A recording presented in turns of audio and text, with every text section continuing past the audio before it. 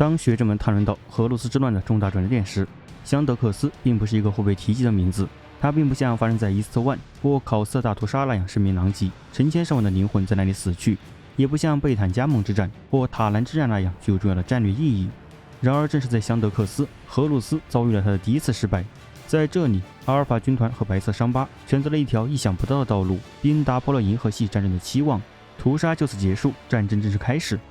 香德克斯事件起源于乌兰诺远征之后，那是帝皇与荷鲁斯最后一次并肩作战，将 Warboss 乌尔拉克乌尔格的庞大绿皮帝国永远推翻和粉碎。当人类之主返回泰拉时，他任命荷鲁斯为帝国的战帅、帝皇的冠军和大远征的指挥官。有人说，就在那一天，荷鲁斯的心变得冰冷，父亲的离开点燃了叛乱的萌芽。无论这种说法是否属实，异端邪说的基础确实是在庆祝荷鲁斯成为战帅的活动之后奠定的。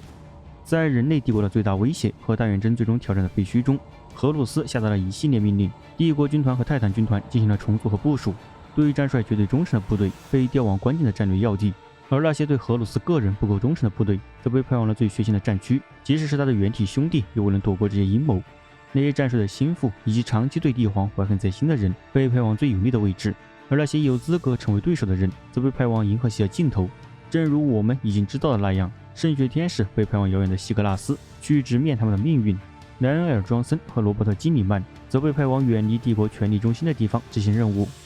与其他兄弟不同，查和台可汗是被战帅视为亲密朋友的基因原体之一。他的绝对诚实和对诡计的蔑视，使他成为了荷鲁斯在灵魂的黑暗角落拥有的对手。可汗是一位纯粹而简单的战士，他没有什么建立帝国的野心。许多原体兄弟也忽视他的技能，以及白色伤疤在大远征期间达成的伟大成就。但可汗也是一位忠于帝皇的战士。鉴于白色伤疤的性格和传统，任何公开收买他们的企图都有可能让其与战帅为敌。于是荷鲁斯选择了一个更微妙的计划，他不想让自己的老朋友迎来如此血腥的命运，就像那些被他视为阻碍的人即将面对的结果。荷鲁斯知道可汗既不会被腐化，也不会被吓倒，因为他是一个因固执和顽强而出名的人，渴望开辟自己的道路，就像第5军团一样，避免受到帝国标准教条的限制。对于战帅来说，虽然无法操纵察合台可汗，但却可以操纵命运，因此第5军团将被迫自愿走上荷鲁斯为其选择的道路。要做到这一点，荷鲁斯就必须精心准备，以免想要驯服的野马跑掉。他需要控制所有相关的因素，将白色伤疤与其他军团隔离，送到一个只有他们才会去的地方，并让其忙于战争，以满足游牧的天性。战帅要做的事情有很多陷阱要设置，有很多战争要策划。在这些事情完成之前，绝不能让白色伤疤插手。因此，荷鲁斯将白色伤疤派往了香德克斯，这是一个无人居住的星系，距离乌兰诺只有几个亚空间跃迁的距离。这个地方既没有真正的战略意义，也远离忙碌的亚空间航线。但正是在这里，可汗将清扫乌兰诺远征的最后残余，消灭乌尔拉克乌尔格的绿皮军队，他们就躲藏在香德克斯星系广泛分散的世界中。荷鲁斯向可汗下达他的命令，这项任务让可汗有机会像大远征初期那样作战，避开技术者和泰拉的监视。察合台可汗和他的子嗣们能察觉到大远征正在发生变化，变得更加稳定和规范，而这正是白色伤疤所不适应的。因此，战帅的计划为可汗提供了再次自由战斗的机会。第5军团在大远征期间往往充当骑兵，因此不被人注意，也很少受到赞扬。而现在，他们可以为绿皮帝国的坟墓放上最后的石头，并成为乌兰诺凯旋的关注核心。此外，其他人可能会对可汗下达命令，但战帅却是以朋友的身份请求他帮助，而不是要求服从。所以，察合台可汗和白色伤疤一如既往地响应了荷鲁斯的号召。然而，白色伤疤并不是唯一被派往香德克斯的军团。阿尔法军团也奉命前往这片星系，但其目的与大远征的计划相距甚远。荷鲁斯需要合适的工具来设置陷阱和诱饵，并在合适的时机启动。我们不知道荷鲁斯是什么时候让阿尔法瑞斯导向他的，但考虑到香德克斯战役发生的时间，这一定发生在乌兰诺远征结束之前。然而，与许多早期叛变的原体不同，阿尔法瑞斯似乎没有什么背叛的理由。与安格隆不同，他对帝皇没有任何已知的怨恨，而且除了莫塔里安，也没有人知道他对帝国的政策和方向有何担忧。现有的证据都暗示，有一股外部力量影响着第20军团的原体，一个希望荷鲁斯执行其可怕计划的阴谋集团。甚至有可能，这位深不可测的基因原体相信他的行为符合帝国的利益，或者他试图操纵荷鲁斯并减轻可能造成的损害，或者他只是对即将发生的混乱充满兴趣。真相至今仍然无法确定，但很明显，荷鲁斯之乱不仅仅是一场由野心挑起的内战，其中还有邪恶而隐蔽的力量正在操纵着人类的未来。而即将在香德克斯发生的事件，证明了他们的影响有多么深远。这一切都源于第30个千年的第1年，距离伊斯特万大屠杀还有4年，距离荷鲁斯在戴文的月亮上陨落还有3年。早在大多数当代人所了解荷鲁斯之乱开始之前，活跃在帝国的各个组织似乎就已经在许多帝皇的仆人心中种下了背叛的种子。阿尔法军团如今已甘愿成为战术的帮凶，并奉命赶往香德克斯，准备迎接白色伤疤的到来。一向神秘的第20军团在虚空中建立了大量隐蔽的空间站，每个空间站都能够拦截和封锁星域通讯。这一高效的壮举在其他有名的战争中都很少实现。一些人推测怀炎者也参与了这项任务，但无论用了什么方法，阿尔法军团早在白色伤疤到来之前就已经隔离了香德克斯星系，并在其世界中布满了隐蔽的前哨站，从而引导对抗绿皮的战役进程，以阻止白色伤疤迅速取得胜利。所有的准备都是为了困住白色伤疤，荷鲁斯无意在香德克斯挑起军团之间的战斗。因为与那些迈入伊斯特万5号陷阱的军团不同，他不希望白色伤疤变得四分五裂，也不希望他们干预普罗斯佩罗上的事。因为查克戴可汗和马格鲁斯是最亲密的盟友，任何力量都无法阻止白色伤疤向普罗斯佩罗进军援助千子。荷鲁斯担心会发生意外，他计划削弱太空野狼，并让千子背叛帝国，这样就能巩固自己的地位，并削弱那些忠于帝皇的人。战帅只需等待计划展开，一旦时机成熟，他就会给查克戴可汗足够的真相让他满意，同时也会给他足够的谎言，让白色伤疤为全新的帝国服务。几个月来，可汗一直忙于组建自己的军队，包括向远方的部队发布调令和调遣辅助部队。在这方面，白色伤疤偏向机动作战的风格非常明显。事实上，一些文件显示，可汗最初并不愿意将非星际战士部队编入他的舰队，土星公羊的加入就证明了这一点。这支太阳辅助军以偏爱快速进攻而非长期防御而闻名，但也有例外，比如卡洛尼德工程部队，这不符合可汗的偏好，也许与荷鲁斯或其他顾问的影响有关。但远征舰队中最令人好奇的成员可能就是寂静修女。这支小分队曾参加过乌兰诺远征，但除了2次与怪咖小子的冲突将他们带到前线之外，几乎没有参加过任何战斗。但此时尼凯亚会议尚未对军团内部使用战斗灵能者施加限制，所以白色伤疤仍可以依靠风暴先知来应对绿皮威胁。因此，一些人认为寂静修女加入的原因，与其说是因为他们独特的能力，不如说是因为他们拥有复仇女神型喷气摩托，这让白色伤疤非常好奇。还有人指出，可汗倾向于从不寻常的地方招募顾问，寻找与自己观点不同的人。在关于乌兰诺凯旋的档案中，白色伤疤的部分并不详细，与许多场合一样，业务军团似乎没有引起技术者的太多注意。但通过他们的缺席，我们可以追溯到他们在香德克斯战役前最后几个月的活动。与其他军团相比，白色伤疤以其战略机动性著称，所以大多数部队在凯旋期间仍留在岗位上。事实上，在乌兰诺星系的外围世界，几支兄弟会仍在与残余绿皮作战。就在可汗集结军队的同时，有些兄弟会就已经离开了该星系，对香德克斯星系进行了初步的侦察。没过几天，军团的主力就已经集结完毕。可汗派遣了2支兄弟会和镇剑中队，在大部队集结的同时，确保中转区的安全。不同寻常的是，可汗这次没有与先锋部队同行，而是选择留在乌兰诺，等待战斗群集结完毕。目前掌握的少量记录显示，这段时间可汗与战帅进行了闭门会议，但讨论的内容已随着时间的流逝而消散。香德克斯星系以一对巨大的蓝色恒星为中心，遥远的第3颗恒星绕它们旋转。整个星系共有16个主要目标，每一个目标在一定程度上受到绿皮的侵扰。在这些世界上，白色伤疤必须追捕并歼灭绿皮，然后巩固帝国对该世界的控制。因为在与人类为敌的所有异形中，如果没有彻底清除，最常在战后重新泛滥的就是绿皮。因此，一旦宣布摆脱了绿皮的污染，每个世界都需要留一支哨兵部队驻守，以防止幸存的绿皮逃到其他地方繁衍。而这个规模庞大的星系意味着，即使拥有一支大型舰队，白色伤疤也无法轻易封锁香德克斯的每个黑暗角落。事实上，查克戴可汗之所以被困在这个地方，是因为受到荣誉和誓言的约束，必须开展长期的铲除行动。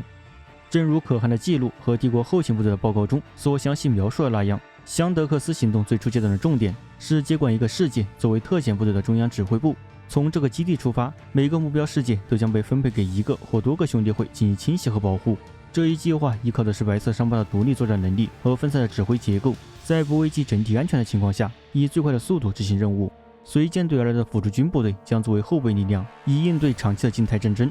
可汗最终决定将该星系中层轨道上的第4颗行星设为初始目标。这颗行星被称为香德克斯主星，满足一系列关键参数。在香德克斯星系的所有荒凉世界中，它可能是最不荒凉的一个。这里有广阔的白色平原和低矮的灌木丛，非常适合第5军团的战斗风格。在现实宇宙中，香德克斯主星与遍布整个星系的大部分目标都保持着合理的距离，这一点很重要，因为新语者已经注意到该地区亚空间湍流有所增加，警告不要在近距离内进行不必要的亚空间穿梭。但对于那些不熟悉第5军团的人来说，最令人困惑的应该是该星系最大的绿皮军队就在这里，占据了北部广袤的平原和偏远山区。因此，察克戴可汗打算出其不意地从天而降，在敌人集结之前将其最强大的力量击溃，然后再追杀那些残兵败将。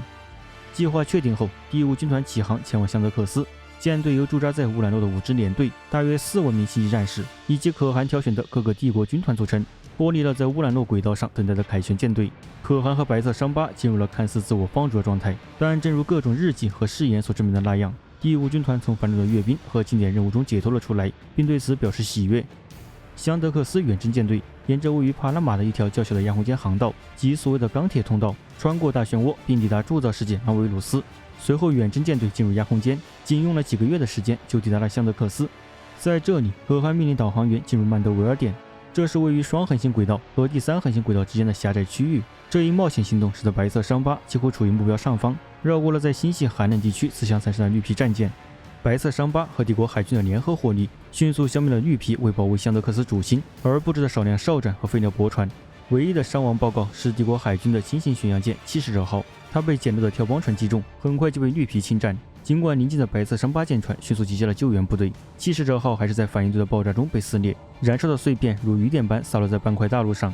由于第5军团特有的机会主义，察克戴可汗迅速将这次明显的失败变成了某种离奇的胜利。随着七使者的碎片在大气层中留下了巨大的尾迹，并在天空中形成了大片苍白的云彩，可汗下令立即开始行星登陆，让登陆艇藏在坠落的碎片之中，这样既可以免受防空炮火的攻击，也不容易被绿皮发现。白色伤疤最初的目标是绿皮最大的据点，一个被称为黑光的堡垒。这是一座巨大且丑陋的铁锈塔，巨型烟囱喷出的黑烟污染了方圆数英里的白色平原。这种轨道打击并不是第5军团的专长，与残酷的正面突击和攻城战相比，他们更喜欢在开放的区域作战。但当下他们的速度和小规模作战能力无处施展。面对这样的挑战，其他军团，例如圣血天使和吞噬者，会在空投行动中拿出军团的全部力量，用大量伤亡为代价来夺取胜利。但这对第5军团来说是无法承受的。于是可汗派出了黑檀切靴。黑檀切靴是白色伤疤中少数经常穿着终结者甲参战的单位，还是一种具有惩罚和赎罪性质的单位。加入黑檀切靴的星际战士通常被部署在攻城战和前线上，将自己的重型盔甲作为兄弟的护盾，通过保护他们的兄弟来洗刷自己过去的罪行。而那些在服役中幸存下来的黑檀切靴，在兄弟眼中被认为已经证明了自己的价值，他们往往会回到原来的职位，有时也会担任适合他们的新岗位。黑色终结者依靠碎片的掩护扑向黑光堡垒，当更大更重的载具降落在防御工事外时，他们的风暴鸟被敌人的炮火击中。在绿皮堡垒错综复杂的环境中，黑檀切靴展开了一场残酷的攻防战。他们先是攻击了关键的防御阵地，然后撤退到迷宫般的走廊和掩体中。重型的终结者甲使他们能够在其他部队无法承受的地方进行战斗。仅仅1000名白色伤疤就给要塞中数10万绿皮带来了混乱和死亡。与此同时，白色伤疤的其余战士分散在各个角落，他们渴望与敌人正面交锋，但苦于没有攻城的装备，于是攻破城墙的任务就落到了坚韧的卡洛尼德工兵身上。这些战士装备精良，可以胜任这项任务。再加上黑檀切靴吸引了大部分火力，工兵只遇到了零星的抵抗。他们在城墙上布满了高重量的热熔炸弹，瞬间摧毁了锈迹斑斑的防御工事，打开了要塞的心脏地带。而里面的绿皮早已被黑檀切靴的诱饵战术所激怒，纷纷涌出堡垒，却发现白色伤疤的大部队正等待着他们。现在可以在开阔地上与敌人交战了。白色伤疤毫不留情地扑向绿皮，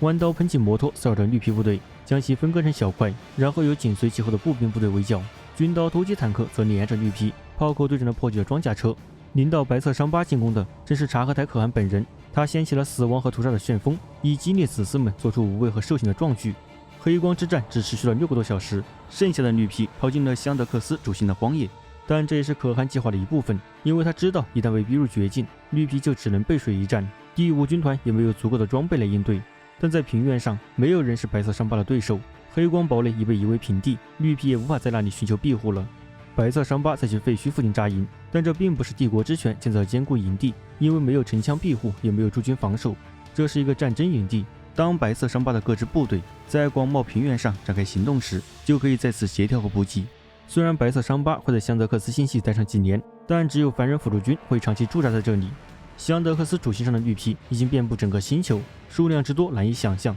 他们在荒野上游荡，自相残杀，任何消灭他们的行动都将是漫长的。即使是像白色伤疤这样热情的猎手，也无法在短时间内解决。于是可汗派出2支部队将绿皮赶往北方，那里有一系列被称为磨盘的低矮山脉，可以让他们在歼灭敌人之前削弱其实力。剩下的部队则被分散到了整个星系中，从香德克斯主星向外清理绿皮。从克伦和沙恩开始，可汗的命令都很简单：追杀绿皮，放干他们的血，消磨他们的意志。一旦整个部落聚集，就进行最后的歼灭。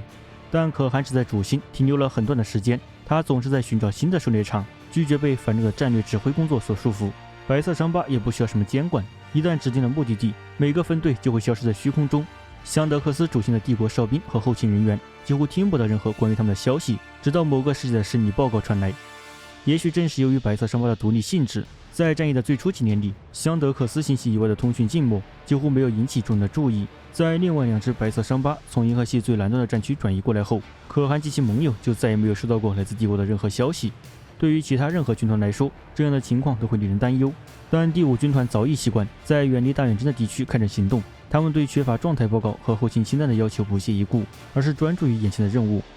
有些人认为是短暂的亚空间风暴导致新域者陷入沉默，因为在帝国疆域的边缘地带，这样的事情并不罕见。而另一些人则将原因归咎于香德克斯位置偏远。战略家旗杆就此事多次向察克泰可汗本人正式投诉，但可汗并未理会，而是全身心投入战斗。这种消极态度也在第5军团中盛行，但这并不是危及战役的唯一问题，因为随着时间的推移，其他诡异的矛盾开始显现出来。绿皮军队在黑光堡垒陷落后分裂成了不同的部落，并表现出了一种奇怪的战略意识。无论白色伤疤准备在哪里粉碎一支部落，都会发现有另一支部落正威胁着侧翼，迫使他们推迟最后的围攻。甚至在星系范围内，绿皮似乎也能对帝国军队的部署做出反应。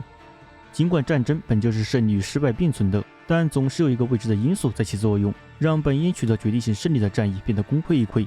红鹰兄弟会花费了大量时间来骚扰洪德纳尔的绿皮军队，并试图将他们瓦解，以粉碎每个孤立的部落。但当一系列意外的地震和地陷迫使几个相邻的绿皮部落联合起来时，他们发现自己的努力白费了。在恶树蒙的沙漠中，盘蛇兄弟会和辛顿兄弟会正试图将绿皮装甲大军赶入一个隘口，因为卡洛尼德工兵在那里埋设了足以消灭敌人的地雷。结果绿皮主力还没有进入陷阱，一队小规模的绿皮先进去了。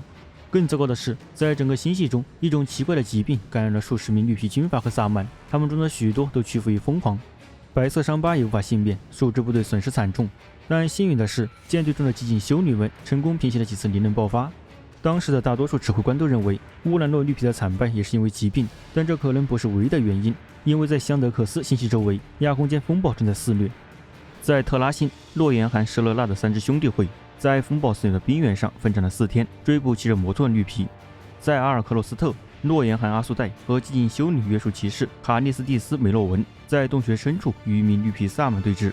赫尔昆则见证了白色伤疤历史上最大规模的装甲战，由军刀突击坦克、捕食者坦克和西凯然战斗坦克组成的中队与土星公羊并肩作战，对抗大量由废弃金属制成的庞然大物。在此期间，可汗的身影无处不在，从伊拉的双行星到菲莫斯的卫星都有他的足迹。原体的英雄事迹经历着白色伤疤不畏艰险继续前进。尽管连连取得胜利，但征战中遇到的矛盾也开始慢慢积累。像察合台可汗这样的战略大师也不可能忽视这些问题。随着香德克斯的战斗开始接近尾声，白色伤疤保存的各种记录显示，可汗和指挥层变得越来越不安。自他们到达这里已经过去了7年，7年的战斗让香德克斯星系几乎完全清除了绿皮的污染。然而帝国或荷鲁斯仍然没有任何消息，无论是赞扬他们的努力还是谴责他们的进度，也没有来自香德克斯以外的船只抵达。白色伤疤和盟友已经耗尽了大部分弹药和必需品，尝试穿越亚空间风暴的几艘船也没有返回。狩猎曾经是可汗和子嗣们唯一关心的事情，但现在绿皮的力量已经减弱，无法掩盖他的担忧。我们所掌握的少数报告表明，察合台可汗知道帝国正在发生大事，凭借潜在的天赋和微妙的预感，他知道是时候让白色伤疤离开香德克斯了。可汗已经完成了荣誉对他的要求，遵守了对战帅荷鲁斯的承诺，现在他需要一份答案。7年来，白色伤疤在一场精心策划的战争中迷失了方向，其唯一目的就是将他们困在香德克斯，一切都源于阿尔法军团的行动。当第5军团在香德克斯星系的众多世界中奋战时，第20军团并没有袖手旁观，他们在隐蔽的据点发起了一场秘密行动，目的是扭转白色伤疤所取得的战略成果。在绿皮被困的地方，阿尔法军团组织了突袭，将他们从白色伤疤的陷阱中解救出来。当绿皮准备对第5军团进行自杀式袭击时，阿尔法军团便刺杀了军阀，以阻止白色伤疤进行一场决定性的战斗。以自然事件和灾难为掩护，阿尔法瑞斯的子嗣们重塑了世界，让其更适应他们为白色伤疤制定的计划。渐渐的，白色伤疤已经遍布了10几个世界，在持续的战争中，他们无序扩张，疲于奔命。不过必要时仍会获得一些小的胜利，以保持他们的斗志。对于阿尔法军团来说，没有什么计谋是过于极端的，他们的任务是分散白色伤疤的注意力，并将其分散。阿尔法瑞斯从荷鲁斯那里收到的命令明确指出，他们必须采取一切必要措施，避免与第5军团发生任何冲突。荷鲁斯要求，除非万不得已，不能伤害任何一名白色伤疤。然而，来自白色伤疤的报告表示，阿尔法军团似乎没有遵循这一指令，因为白色伤疤派去穿越亚空间风暴的船只，似乎都被阿尔法军团抓住并摧毁了。目前尚不清楚发生了什么，因为幸存下来的人很可能已经受到酷刑并被处决。除此之外，还有一些白色伤疤巡逻队在行动中失踪，也很有可能是在阿尔法军团的猎头行动中遇害。这些事件中的大多数可能是为了避免被发现而采取的措施，但也有一些看起来充满恶意，就像捕食者在致命一击前玩弄猎物一样。在这些事件中，有2起必须着重讲讲，因为他们不仅对白色伤疤和整个香德克斯战役产生了影响，而且也是阿尔法军团为了完成使命而不惜代价的典范。第1起发生在战役初期的沙恩战场，在覆盖整个世界的微酸性浅海中，洛言和纳海领导了一场非常成功的根除行动。纳海精通跟踪的艺术，他充分利用由斥候和老兵组成的狩猎队，孤立并困住了沙岸上的绿皮部落。他的征战速度如此之快，甚至得到了可汗本人的称赞，并在每一次胜利后都激励着其他部队。但也因此，他对阿尔法军团的任务构成了严重威胁。如果白色伤疤在早期就取得了太强的势头，那么想通过隐蔽手段拖住他们就会是不可能的。因此，阿尔法军团选择了更直接的手段。就在沙恩之战白热化的时候，在大西郊战斗中，纳海倒下了。他的尸体在战斗结束后被发现，当时人们都认为他死于绿皮之手，但这实际上是阿尔法军团的猎头者小队发起了伏击，让洛言和纳海几乎没有逃脱的机会。比洛言和纳海之死更重要的是菲莫斯大屠杀。尽管当时许多人忽视了这一事件，但大多数研究香德克斯之战的学者认为这是一个转折点，正是这场屠杀结束了阿尔法军团长期的秘密行动。菲莫斯是一颗寒冷的气态巨行星，位于星系的最边缘，围绕着黄色3级恒星飞行。这颗气态巨行星本身没有战略价值，但在近30颗卫星中，有7颗的大小和大气密度足以支持绿皮繁衍。但更重要的是，白色伤疤并不知道，它还是该星系中最大的阿尔法军团据点之一。大约在6个月前，可汗将进化菲莫斯卫星的任务交给了利爪兄弟会。虽然大部分战斗都集中在第2颗和第8颗卫星上，但第4颗卫星上显示出了未知存在的微弱迹象。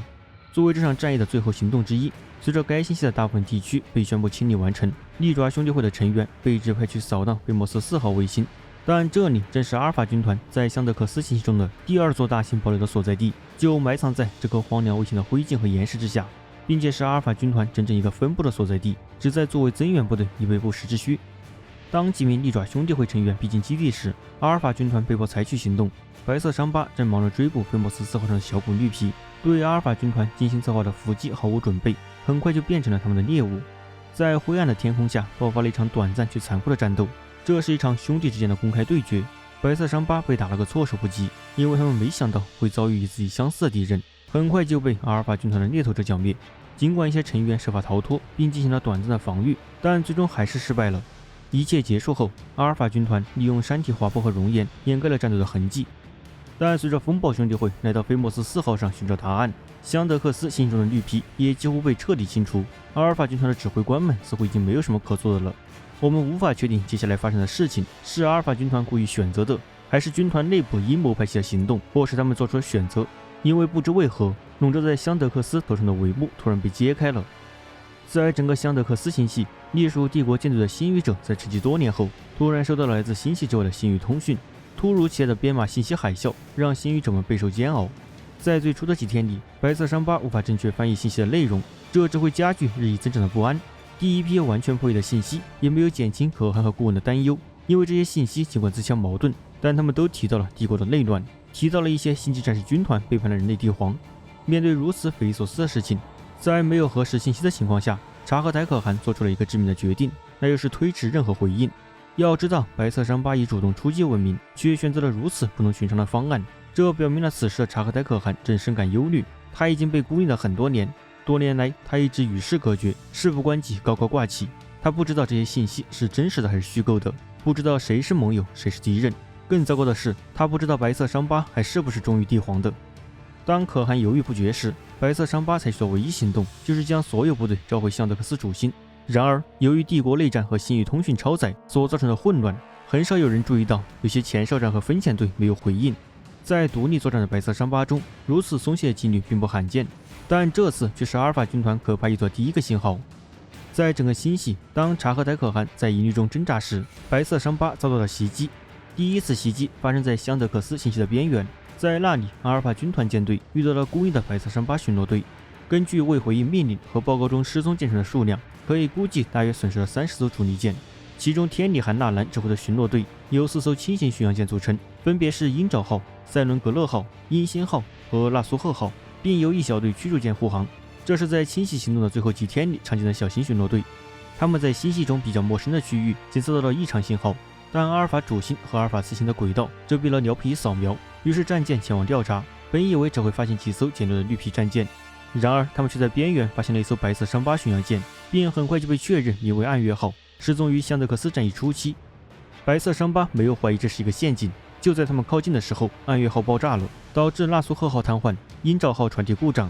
与此同时，3艘阿尔法军团重型巡洋舰从阿尔法次星宙的废墟中出现，并向白色伤疤的船只开火。为了分散阿尔法军团的注意力，鹰星号和塞伦格勒号突然加速向前，与重型巡洋舰近距离交战，驱逐舰紧随其后。但轻型巡洋舰的速度对重型战舰几乎没有任何威慑力。塞伦格勒号被甩在了后面，它的装甲沿着一侧剥落。驱逐舰的情况也好不了多少，虽然发射的鱼雷成功摧毁了领头巡洋舰的护盾，减慢了其前进速度，但在其他阿尔法军团阵舰的集火攻击下，这些驱逐舰毫无还手之力。阿尔法军团无视了2艘轻型巡洋舰攻击受损战舰的侧翼，而鹰爪号只能用仅有的几座炮台进行微弱的还击，同时向纳苏赫号发射了大量登陆艇。在没有多少选择的情况下，2艘巡洋舰集火攻击受伤的阿尔法阵舰。鹰星号以阿尔法军团难以匹敌的速度从前方穿过，但它的精确火力对厚重的装甲几乎没有任何作用。而作为回应，它也承受了最猛烈的还击。鹰星号挣扎着前进，舰体千疮百孔，浓烟滚滚。它只能看着塞伦格勒号越过阿尔法军团的舰船，在最后一刻转向，并击中目标薄弱的装甲，将2艘战舰的残骸纠缠在一起。尽管塞伦格勒号的牺牲使其中一名攻击者瘫痪，但剩余的阿尔法战舰还是残杀了鹰爪号，纳苏赫号则无声无息地死去了。鹰星号只能尽快逃离，并通过潜入阿尔法次星的外面来摆脱追兵。在遥远的行星上，由于香德克斯星系的规模庞大，导致信息传输存在数小时的延迟。白色伤疤的几支地面分遣队也遭到了攻击，每一次袭击都经过精心策划，使守军丧失了防御的机会。几乎在所有情况下，被攻击的部队要么在数小时内全军覆没，要么被重重围困，无法传递求救信号，并且阿尔法军团只攻击那些与香德克斯主星相距遥远且孤立无援的部队，将猎物的选择限制为要么沉默被人遗忘了死去，要么做出孤注一掷徒劳无功的英雄行为。在遥远的赫尔昆，绿皮早已被清除，当地驻军发现一队带有白色伤疤纹章的星际战士正在接近，但是后者一进入防御工事，就将武器对准了毫无防备的辅助军部队。这种渗透策略被阿尔法军团多次使用，利用的就是多数凡人军团难以理解白色伤疤所使用的文章。在雾气弥漫的丛林中，纪律严明的土星公羊不会轻易上当，但当直面身穿友军装甲的阿尔法时，他们即使收到了错误的口令，也没有开火，最终导致该军团伤亡惨重，被迫放弃营地。由于不知道爆发了荷鲁斯之乱，香德克斯舰队的战士们无法想象星际战士军团会变成敌人。在小伊拉星上，黑斧兄弟会遭到了一支猎头者部队的公然袭击，他们将视为兄弟的人放进了营地，然后叛变星际战士迅速开火。多亏森古尔可汗的英勇奋战，他率领部分老兵对敌人发起了自杀式攻击，才得以让几位兄弟带着森古尔残缺不全的尸体逃走。很多小型驻军，通常是兄弟会规模的孤立前哨，都消失得无影无踪。阿尔法军团早就制定好了计划，他们不仅知道白色伤疤每个分队的精确部署，获益了加密通讯，还保留了所有出其不意的优势。事实上，一些白色伤疤成功击退了攻击者，尽管他们中没有一个能警告可汗即将发生的背叛。在菲莫斯4号上，一支精锐侦察小队被留下来寻找利爪兄弟会失踪的原因，因为他们要比其他的兄弟更加谨慎。当星球上的阿尔法军团在隐蔽基地部署了一个大型星标时，侦察小队并没有感到惊讶，因为阿尔法军团试图发送第5军团的求救信号，引诱白色伤疤进入埋伏圈，但目标却与阿尔法军团进行了一场缓慢、隐蔽、无声的战斗。侦察小队深知敌人的危险性，他们利用喷气摩托在熔岩遍布的地形上迅速部署，保持了主动权，直到阿尔法军团加强了星标周围的阵地后才撤退。比弗鲁斯特是香德克斯战役的最终目标之一，这里仍然驻扎着大量的帝国部队，大概有8支兄弟会和辅助部队，其中包括卡洛伊的工兵和激进修女会的分遣队。在这个冰雪世界里，绿皮在幽深的峡谷中挖掘了巨大的防御巢穴，远离席卷星球表面的狂风。事实证明，比弗鲁斯特对白色伤疤来说是一个值得的挑战。兄弟会非常擅长斩杀身处平原的绿皮，但在地表下的隧道中作战却不太有效。相反，卡洛伊的工兵擅长将绿皮逼至地表，并用炸药摧毁树茎，然后用灵火填充错综复杂的迷宫。直到最近，白色伤疤才在潮勒蒙可汗的领导下结束了战斗，并在冰冻的荒原上巡逻，警惕任何残余的绿皮。不过他们运气很好，巡逻队遇到了一整营的阿尔法军团战士和香德克斯行动中的第2个隐蔽基地。阿尔法军团不甘心丧失优势，于是派出了自己的摩托中队，在巡逻队与比弗鲁斯的第5军团主力会合之前，追击并压制了他们。然而，无论是速度还是灵活性，阿尔法都不是白色伤疤的对手。潮勒蒙可汗在得知对方接近后，有足够的时间放弃临时基地并逃离，同时也将放弃向察合台可汗警告阿尔法军团背叛的机会。但是他和他的战士们都没有辜负自己的职责，尽管阿尔法军团的大部队正在逼近，但他们仍选择坚守阵地，试图利用充斥着整个星系的信号在漩涡中传递信息。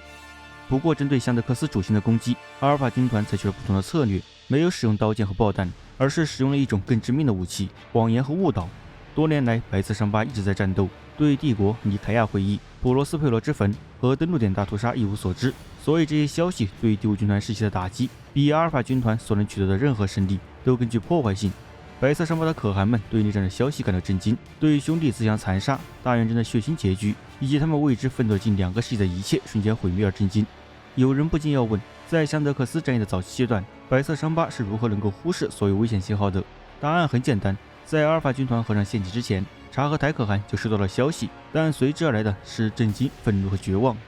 最先传来的是荷鲁斯半真半假的谎言，经过长期预谋和准备，讲述了一个残酷的歪曲故事。叛徒尼曼鲁斯摧毁了普罗斯佩罗，并挑起了内战。这个谎言是如此具有破坏性，以至于令人难以置信。但狼王对马格鲁斯的仇恨是众所周知的，太空野狼的残暴倾向也是众所周知的。在消息中，荷鲁斯号召察合台可汗帮助他消灭鲁斯和第6军团。如果这个消息没有遭到反对，那么白色伤疤很可能在那天就投靠了荷鲁斯，可汗也会发动战争为他的兄弟马格鲁斯报仇。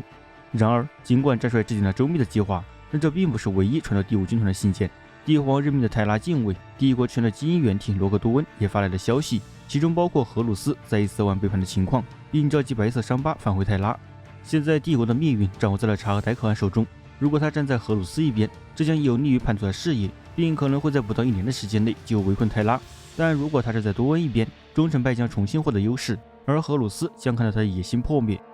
当然了，我们不可能知道在那个决定命运的时刻，察合台可汗的脑海中进行着怎样的斗争。事实上，在荷鲁斯之乱的早期，许多原体都面临着命运的考验。位于普罗斯佩罗的马格鲁斯，位于伊斯万5号的费鲁斯马鲁斯，位于考斯尔罗伯特基里曼，他们都面临着血战的威胁，面临着可以发泄愤怒的敌人。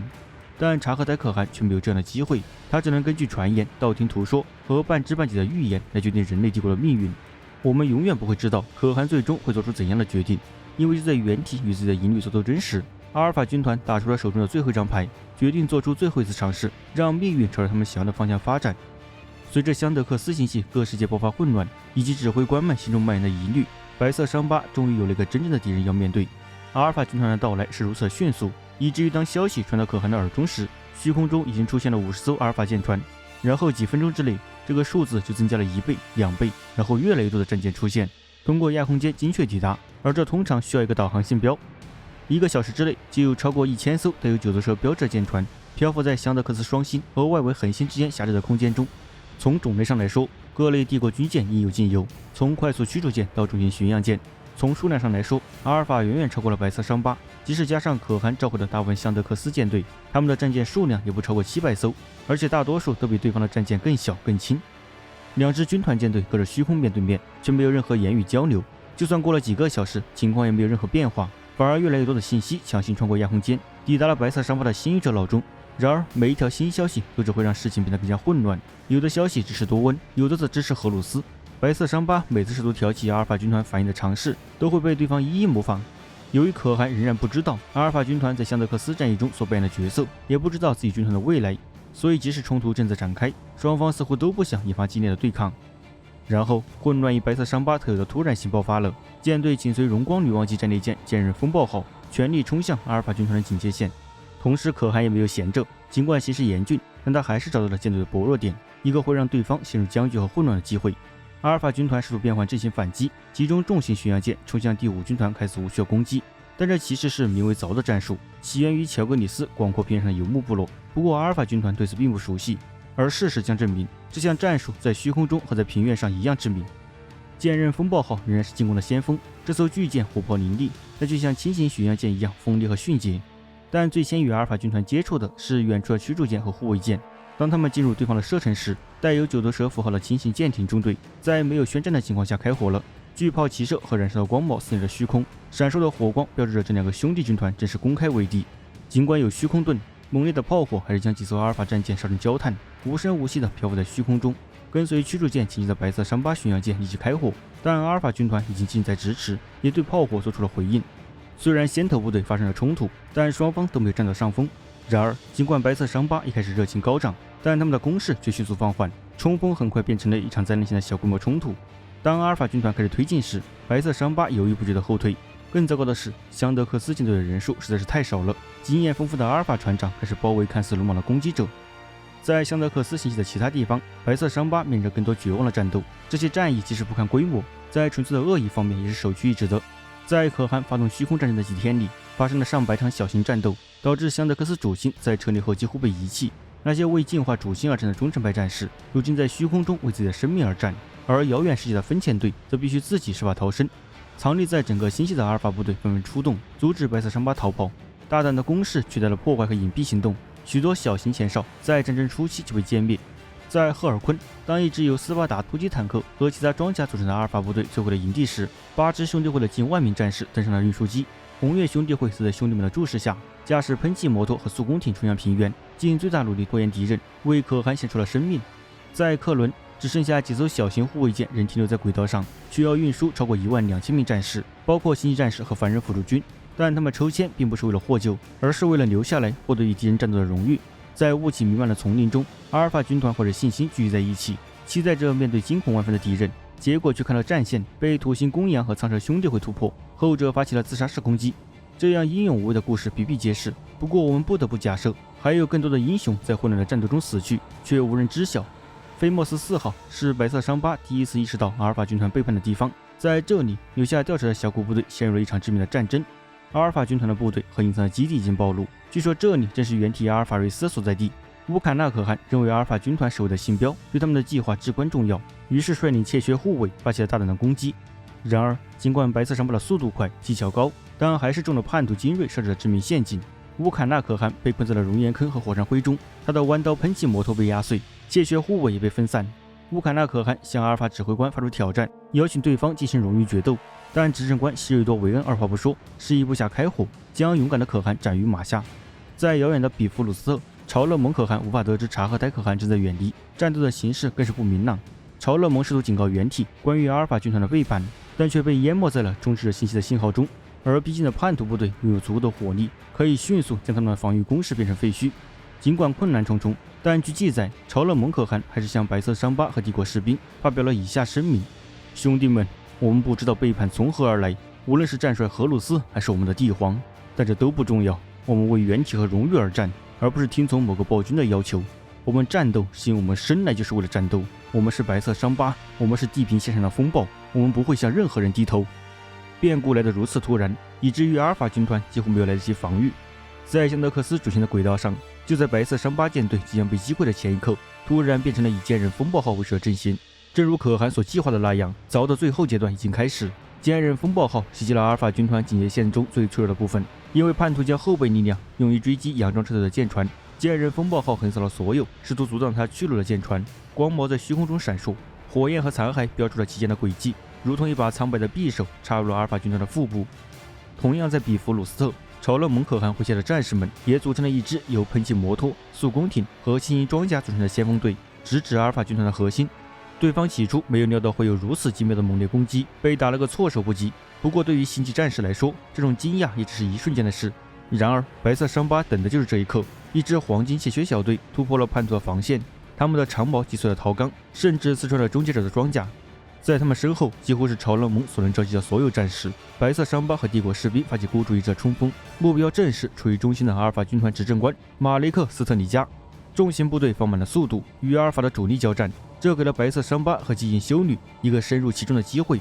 在刀锋的碰撞声和重炮的雷鸣声中，寡不敌众的白色伤疤将速度优势发挥到了极致，在阿尔法军团试图重整战线时切开了一条道路。但迎接喷气摩托的却是一堵漆黑熊熊燃烧的火墙，这正是执政官马雷克的邪恶力量，也是阿尔法军团堕落和背叛的又一标志。当马雷克和追随者向他们释放地狱之火时，白色伤疤溃不成军，腐臭的火焰和尖叫的能量刺穿了他们的方阵，延缓了攻势。然而寂静修女从风暴中走了出来，邪恶的火焰从他们身上退去，因为对阿尔法巫师黑暗魔法免疫，寂静修女们向叛徒发起了攻击。骑士瑟图拉梅洛文在战斗中受伤，精疲力竭，却仍与执政官展开单挑。尽管他是一名出色的战士，但还是不敌星际战士执政官的力量，最终被长矛打倒在地。就在马雷克准备给予最后一击时，超人蒙可汗从敌人瘴气中窜出。因为寂静修女的存在，马雷克·斯特尼加的邪恶力量已被削弱，让超人蒙可汗有机会用雷霆锤将他击毙。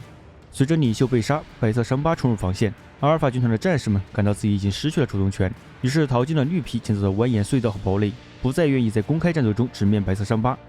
就在这时，一艘孤独的巡洋舰抵达了比弗鲁斯的轨道。然而，它并不是一艘白色伤疤舰船，而是一艘阿尔法打击巡洋舰。它的武器早已启动，并锁定了白色伤疤的所在地。直到这时，众人才得知原体及其舰队已经远在星系之外，而这意味着超人摩可汗和他的部队没有获救的希望了。最后的几百名白色伤疤聚集在一起，在战场上搜寻伤员，以便兄弟能够昂首挺胸地面对死亡。超人蒙可汗的成功已不再有任何意义，他丢弃了阿尔法执政官的尸体，背起了瑟图拉梅洛文，与他的战士们一起迎接命运的考验。而随着乌坎纳可汗的死亡，菲莫斯4号的局势也同样严峻，能指挥沙狼兄弟会的军官已经所剩无几。事实上，当下级别最高的战士是穆洛霍伊，也被称为黑色猎犬，是一名不习惯权威和大战略的猎杀精英。与乌坎纳可汗不同，他不计荣誉，朝着墨菲斯4号的废墟进发，只为一个目标，在死神追上他之前，尽可能多地杀死敌人。穆洛霍伊的笑声在灰烬沙丘上回荡，手枪发出的轰鸣声吸引了阿尔法军团，每一次屠杀都会在他的身后留下痕迹。随着每一次胜利，越来越多的兄弟加入了野蛮的猎杀行列，阿尔法军团则以冷酷残忍的方式回应了这种鲁莽的愤怒，派出了被称为干扰者的猎头者，试图将残存的白色伤疤一网打尽。战斗在墨菲斯4号崎岖的地形上时断时续地进行着，游击战、伏击战和歼灭战不断重复。穆洛霍伊没有足够的兵力直接攻击叛徒的堡垒，只能对任何冒险外出的巡逻队进行猎杀。作为回应，阿尔法军团设置了一系列复杂的陷阱，可能是为了在与其他军团的战斗中测试他们的战术，也可能是为了迅速结束战斗。由于这次交战的不规则性，导致很难完全还原事件的经过。白色伤疤有很大程度上依赖于独立行动，所以在战斗结束后只提交了几份行动报告。在我们拥有的这些资料中，大部分都是关于阵亡士兵及其敌人的记录，往往忽略了战场形势和部队部署的细节。有趣的是，尽管形势严峻，但许多人还是对叛徒的狡猾钦佩不已。即使是那些像干扰者这样的人，他们的伏击和射击技能也让许多白色伤疤噤若寒蝉。有些报告甚至提到，他们遇到了一个身着华丽装饰的盔甲、挥舞着长矛的威武人物。有些人猜测那就是阿尔法瑞斯本人。由于白色伤疤陷入困境，阿尔法军团又不愿迅速集结菲莫斯4号上的战斗，影子战争仍在继续。也许阿尔法军团会一直维持这种情况，直到宣布完成了使命，并利用数量优势清除卫星上的敌人。虽然地面战场对阿尔法军团有利，但虚空战场却并非如此。可汗的先头部队突破了阿尔法军团舰队的防线，剑刃风暴号在炮火和短程鱼雷的齐射中横扫了试图阻挡其前进道路的巡洋舰。在阿尔法军团重组阵线之前，剑刃风暴号中队就已经冲破了其阵型中最薄弱的地方，舰队的其他部分也紧随其后。带有9头蛇标记的战舰在虚空中轻浮燃烧，被过往船只一轮又一轮的炮火击中，但带有闪电标记的巡洋舰却因为鲁莽的冲锋而遭受重创。更糟糕的是，那些因受伤掉队或切断了联系的白色伤疤战舰很快就被淹没、拆解、俘获。尽管损失惨重，但凿仍在向前猛冲，穿过阿尔法军团复杂阵型的外层，直插其核心地带及常见的帝国理论中最重最强大的虚空战舰所在地。数十艘阿尔法军团战舰和驳船靠近剑刃风暴号及其盟友，每艘战舰显然都装备有大型炮台和机护，数量和性能也超过了白色伤疤的先头部队。我们不得不推测，查和戴可汗并不打算久战，只是想突破眼前的防线。当然，也可能是这位基因原体根本不在乎双方的力量差距。无论是深谋远虑还是命运的加持，查和戴可汗的攻击暴露了阿尔法军团战略的漏洞。坚韧风暴号及其随行舰艇发射了所有炮弹、鱼雷和最后的冲锋，用炮火将深邃的虚空变成了绚丽的光芒。他们只希望在第一轮炮击中就能击穿这些强大阵营的装甲，但事实上，炮击对敌人造成了严重破坏，一些大型战舰瞬间变成了燃烧的废墟。事实上，这些舰船确实是阿尔法军团的骄傲，但其中可能微微有1/3不过是经过改装的货船，只是看起来像重型巡洋舰和战斗驳船，而且防护差、火力弱。阿尔法军团的压倒性舰队只是一个巧妙的虚构，所以几乎无法遏制可汗的恼羞成怒。坚韧风暴号穿过了阿尔法舰队的中心，后方的小型战舰紧随其后。尽管现在2支舰队势均力敌，但可汗并没有停下来战斗，而是以最快的速度到达星系的另一边，在那里，他的舰船可以安全地进入压空间。白色伤疤将经过精密调节的压空间引擎推向极限，在离开香德克斯核心的3重引力范围之前，他们将超越墨菲斯和外围世界。阿尔法军团的战舰不太可能达到这样的速度，也不太可能继续战斗。相反，他们在星系内部进行了集结，只有几个中队的护卫舰跟随白色伤疤撤退。阿尔法军团似乎被命令不要追击可汗并留在香德克斯，也许是为了鼓励察合台可汗继续保持势头，而不是让他想要逗留。就这样，可汗和他的舰队终于抵达了宝星战火的菲莫斯卫星，但他们的复仇之火却远未熄灭。察合台可汗在抵达位于星系最远端的墨菲斯时，发现了未能响应召回命令的分遣队的遭遇。菲莫斯有30颗卫星，其中7颗曾发生过与阿尔法军团的战斗。作为召回行动的一部分，留下来监视他们的小型兄弟会中只有2个进行了汇报，剩下的要么从未收到信息，要么被阿尔法军团阻止离开。只有从第4颗卫星开始才有幸存者的迹象，黑色猎犬和沙狼兄弟会的残部仍在继续战斗。在这里，可汗将怒火发泄在了阿尔法军团身上，大批风暴鹰炮艇和其他登陆艇降落地面，载着可汗的铁血亲卫队和其他可以迅速战斗的军团成员。白色装甲车和喷气摩托如潮水般席卷了墨菲斯4号的废墟，冲向之前隐藏在他们面前的堡垒。各兄弟会的战士们争先恐后地跟上了冲锋在前的可汗，阿尔法军团则派出了一个由装甲巨兽组成的方阵，3辆残暴之刃超重型坦克早已隐藏在堡垒深处，就等待着这一刻的到来，以阻止察合台可汗的接近。俯冲而下的喷气摩托中队迅速包围了残暴之刃及其支援部队，白色的蜂群围绕着一个蓝色巢穴盘旋。第5军团的骑兵躲避了毁灭性的炮火，用多管热熔或聚变炸弹进行还击。在后方，沙狼兄弟会的幸存者已经非常熟悉菲莫斯4号的蜿蜒峡谷，他们扑向火炮阵地，让阿尔法军团血债血偿。没过多久，可汗的军队就包围、瓦解并绕过了阿尔法军团的部队，一路向堡垒推进。在那里，可汗寻找着他的兄弟阿尔法瑞斯，据说他就在地面，但察合台可汗竭尽全力，除了鬼魂和谣言之外，什么也没找到。根据报告，阿尔法瑞斯先是在下城门击退了白色伤疤的突击部队，然后在猎头者的陪同下穿过了主战场。由于阿尔法军团的阴谋诡计，可汗在一次又一次的小冲突中只遇到了诱饵、误导和陷阱。由于察合台可汗和白色伤疤精锐被分散了注意力，剩余的阿尔法军团战士开展了精心策划的防御行动，尽可能长时间的守住堡垒内部的交叉路口和坚固阵地，然后再向后撤退。但白色伤疤的攻击速度之快，令他们防不胜防，往往在阿尔法军团后撤之前就已经包出了他们的阵地。当阿尔法军团被压倒时，他们会坚定不移的战斗，不惜牺牲自己的生命来争取尽可能多的时间，以延缓白色伤疤不顾伤亡的野蛮攻势。阿尔法军团只能用鲜血来换时间，因为可汗虽然被分散了注意力，但因为原体的存在不容忽视。察合台可汗所到之处，防御崩溃，指挥官阵亡。白色伤疤的怒火让阿尔法军团付出了惨重的生命代价。通过欺骗、行动和牺牲换来的短暂喘息，让阿尔法军团得以破坏深埋在堡垒地下的发电机，引起了连锁反应，猛烈的爆炸开始摧毁整个堡垒。当白色伤疤为了逃离堡垒的暴力结局而突破时，战斗达到了高潮，废墟内部爆发了激烈的枪战，即使周围的墙壁和天花板正在坍塌，阿尔法们也奋力阻击白色伤疤。就在这时，在残破的防御工事中，察合台可汗与阿尔法军团的指挥官面对面，但对方并不是阿尔法瑞斯，而是执政官希瑞多维恩。由于找不到他一直在寻找的叛变原体兄弟，察合台可汗便以攻击执政官来发泄心中的不满和愤怒。尽管希瑞多是一位强大的星际战士，但比起武艺和经验，根本不是第5军团原体的对手。即使被战斗和背叛搞得精疲力竭，察合台可汗也可以在2人刀兵相交的第一时间斩杀敌人。但他决定不这么做，而是玩弄阿尔法军团的战士，就像他们玩弄自己的子嗣一样。这种残酷的交锋并没有让可汗感到满意，他很快就厌倦了，给予了对手致命一击。据说在那里，当堡垒摇晃时，察合台可汗正在希瑞多维恩身边，对方对原体说了以下这些话：要我告诉你关于我们把你和你的军团从恐怖中解救出来的故事吗，小汗？现在你可以咆哮着用你的手掌打我们，但终有一天你会感谢我们。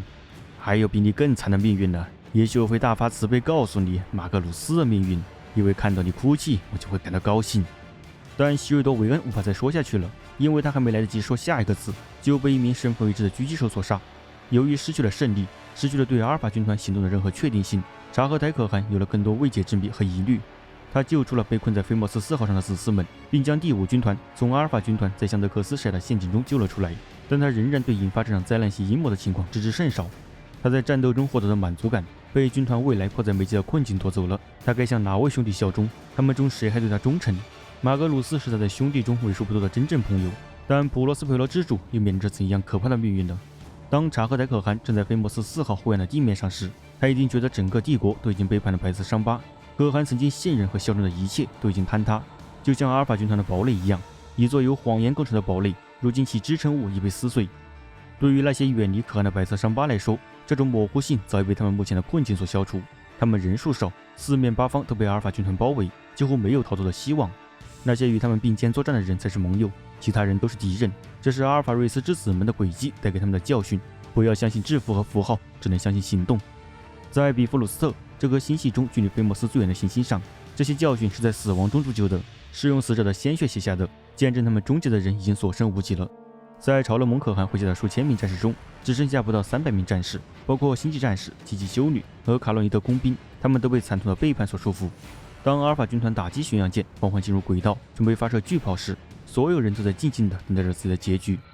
然而命运却选择了一个不同的方向。当天空亮起的时候，下坠的并不是激光发出的灼热火光，而是垂死挣扎的打击巡洋舰。它在毫无防备的情况下，被另一艘从日面中出现的战舰击中。这艘新来的战舰几乎无法辨认，它的船体被极度高温融化变形，还留有之前战斗的痕迹。但仅凭残存的一些文章，就能辨认出它就是鹰星号。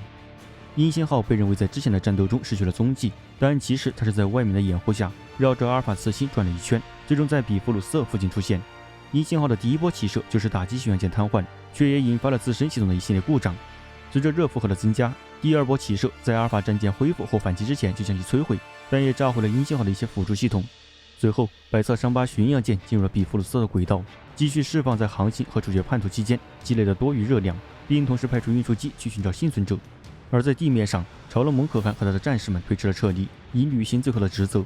在冰冷的平原上，他们竖起了一座由石头和车辆零件组成的石碑，这是一座简陋的纪念碑，以缅怀那些在战斗中英勇牺牲的兄弟。在这里，他们埋葬了所有能找到的忠诚者的尸体，从第5军团的战斗兄弟卡洛尼德辅助部队的领袖到激进修女瑟祖拉梅洛文，死后人人平等，活着的人钦佩他们在战场上表现出的勇气。这座简陋的坟墓矗立在一个不为智者和强者所知的黑暗而孤独的世界上，众人没有刻下长长的宋词或金色的桂冠，而只是用乔格里斯的古老文字写下了几句简短的赞美之词。在蓝天下，帝国崛起，然后衰落，唯有英雄永垂不朽。随着最后幸存的战士安全回到船上，鹰星号向下方的阿尔法军团堡垒倾泻着炮火，离开时只留下了一片废墟。鹰星号虽然残破不堪，但还没有做好死亡的准备。它远离了庞大的阿尔法军团舰队，也远离了星系另一端的友方舰队，因为如果被敌人发现，即使是最小的战舰，也可能会压垮这艘饱受摧残的巡洋舰。鹰星号也注意到了阿尔法军团的伎俩，他利用香德克斯阿尔法次星的引力阴影，到达了内外星系之间的曼德维尔点，然后紧张地利用受损的亚空间引擎，打开了一条通往香德克斯最远区域的通道。在那里，可汗和主力舰队进入了菲莫斯轨道。鹰星号和其他几艘失踪舰船的归来，是军团不幸中的小幸，同时也是可汗不幸中的大幸。隶属于第6军团太空一郎的星域者发来一条信息：尼曼鲁斯和他的战士们在阿拉克斯星域遇到了麻烦，另一支阿尔法军团舰队正在攻击他们，狼王需要得到可汗的支援。第6军团和其他许多军团一样，早已忽视了与白色伤疤的任何联系。这2个军团彼此互不相识，在大远征的漫长岁月里，他们中很少有人能说出曾与对方并肩作战。而笨拙的信息暴露了尼曼鲁斯缺乏考虑，就好像只有在别无选择的情况下，他才会屈尊向查赫台可汗求援，而且对白色伤疤的情况漠不关心。在查赫台可汗和白色伤疤看来，尼曼鲁斯并不是在号召战友，而是在向下属发出传唤。尽管尼曼鲁斯的诉求让人不爽，但这意味着可汗仍有复仇的机会，因为迄今为止，他一直没有机会与阿尔法进行公开坦率的战斗。但这还需要对狼王的绝对信任。他的兄弟们似乎很少有人关心查克戴可汗或白色伤疤，只是把他们当作实现自己野心的工具。荷鲁斯想锁住他，阿尔法瑞斯想要困住他，杜恩想要指挥他。每个人都把可汗的忠诚当作可以交易的资源，每个人都热衷于强调忽视命令的可怕后果，对白色伤疤和帝国本身发出威胁。使他不得不面对自己的责任。可汗的选择将使白色伤疤受到一个不关心他们的派系的摆布，要么成为荷鲁斯野心的爪牙，要么成为帝皇神秘计划的仆人。但如果不采取行动，就意味着帝国的灭亡。在可汗最信任的兄弟中，他只听到了关于马格鲁斯、普罗斯佩罗之主的传言。和他一样，对那些想要统治帝国的兄弟们来说，马格鲁斯也是个陌生人。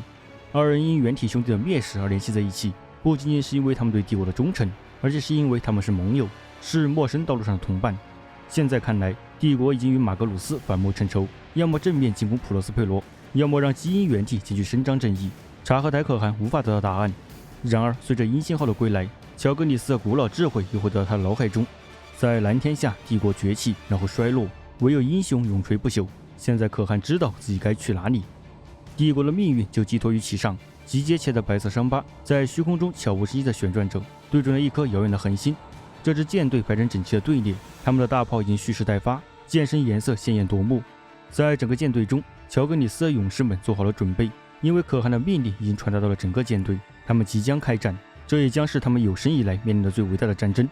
毫无疑问，聚集在一起的察合台可汗和白色伤疤已经不再困惑，不再怀疑，他们不再袖手旁观，而是像狩猎的雄鹰一样放飞自我，伸出利爪准备出击。泰拉召唤他们回到自己身边，战帅召唤他们前往战场。一位皇帝和一位暴君正在等待着可汗的决定，但他们是白色伤疤，是乔格尼斯的雄鹰，他们不是任何人的奴隶，他们是孤独的，一如既往的，他们将寻求自己的真理，他们将前往普罗斯佩罗，而帝国将被焚毁，